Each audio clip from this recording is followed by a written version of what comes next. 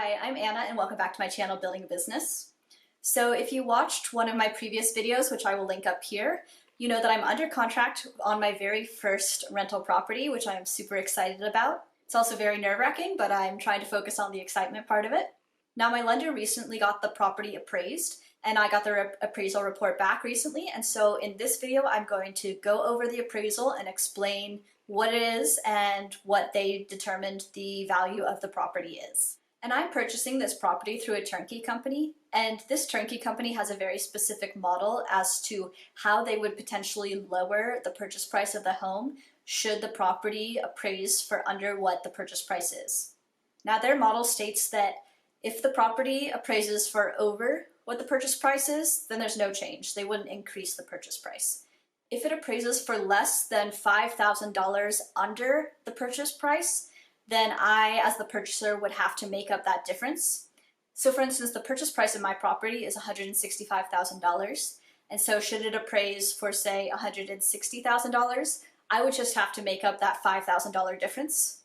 And if it appraises for lower than that, then they'll bring their purchase price down so that it's within $5,000 of the appraised value. So for instance, if the appraisal comes back at $155,000, then they would drop the purchase price by $5,000 to $160,000. Now, you might have heard that and think I am absolutely insane for paying more than the property is worth.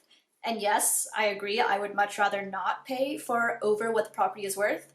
However, for one, I do trust this turnkey company, and so a lot of my benefit I'm getting out of using this company is for the peace of mind and the ease. And so I am willing to pay a little bit of a premium for that ease and simplicity.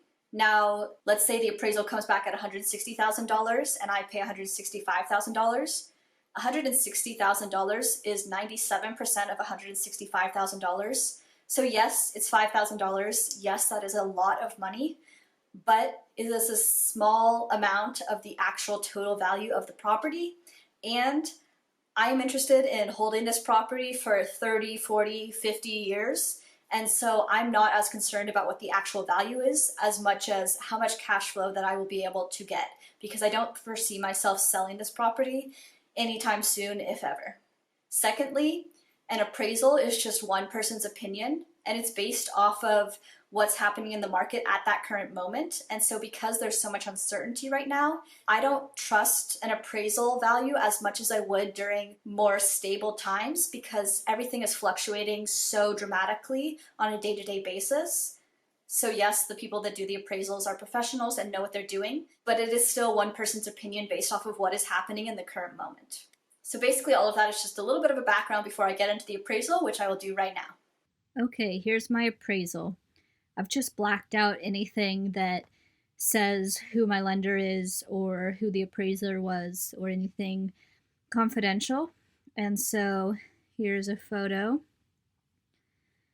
And essentially the outcome is that they decided the value of the property is $165,000, which, if you remember from just a minute ago, that is the exact purchase price that I'm purchasing this property from. I personally don't think that's a coincidence. I think that the appraiser was probably swayed by the fact that he knew what the purchase price of the property was. Had he not known what the purchase price of the property was, my guess is the value would have been slightly different, but probably pretty darn close to that. And then this is just the date that the appraisal was done. Here's the table of contents. So the city, county, sales price, date of sale, that's essentially when I went under contract on the property. The square footage, the price per square foot, the rooms, the bathrooms, and again, the opinion of value they determined was equal to the sale price. So if we go down further, it's basically just saying that the appraisal was done to try to figure out what the real market value of the home is.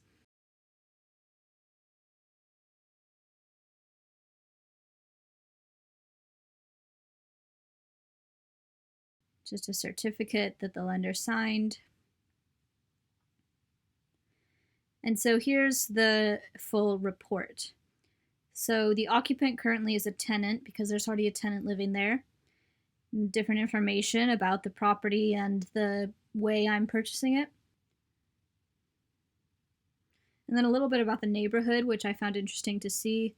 It's suburban, which I knew, over 75% built up, which I had imagined, stable growth.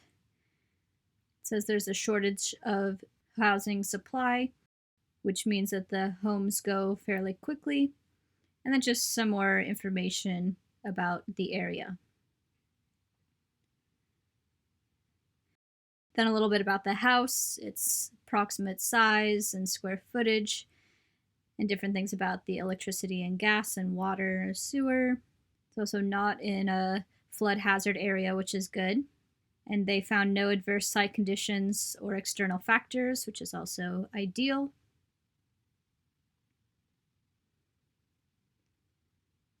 And just again, some more about the house, what material is used for various areas, including the floors and everything. And just some information saying that everything looks like it's pretty much been updated recently. And here's where they compared it to other homes in the area that are similar to try to figure out how much this specific property is worth. So you can see here they have 3 different comparable sales that they've used in conjunction with the sale price of my specific property. So there's one that had the same sale price, one that was less, and one that was more. Now it's hard to get a sense just from this document of how comparable the properties were, for instance, what condition they were in relative, but I imagine that the appraiser looks for sales that he deems as pretty comparable in terms of the area and condition of the property. So you can see here that 2 of the properties that he compared to actually had 1 less bedroom than my property. And interestingly, the property that also has 4 bedrooms was the one that sold for the least. So my guess is that one wasn't as updated.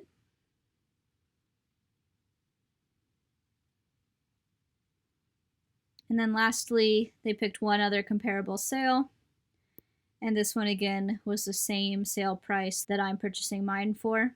This property, however, if I remember correctly, hasn't actually sold. It's just been listed. So that property may go for more or less depending on what the actual sale is. Yes, right here it says comparable for is an active listing under contract. So I guess it is under contract, but hasn't officially closed yet. So here the appraiser just reiterates that he's independent and wasn't told how much to appraise the house for. And again, it's stated an appraisal is just an opinion. It's not a building inspection. I have had a building inspection done, so that was actually my previous video. So if you want to watch that, there'll be a link in the description below. And then finally, they just did a cost approach to value, and they listed the opinion of the site value, in the land, as $25,000, but then didn't list the dwelling value. However, if we work backwards, we know that the appraiser appraised the home at $165,000 in total. So if we subtract $25,000 for the site, then we're left with a dwelling value of approximately $140,000. And they estimated the monthly rent at $1,450. The property is actually currently rented at $1,295 per month. But it is good to see this value at being higher than what it's rented for, because then in theory, in the future, the rent may increase. Essentially, that's the end of the report.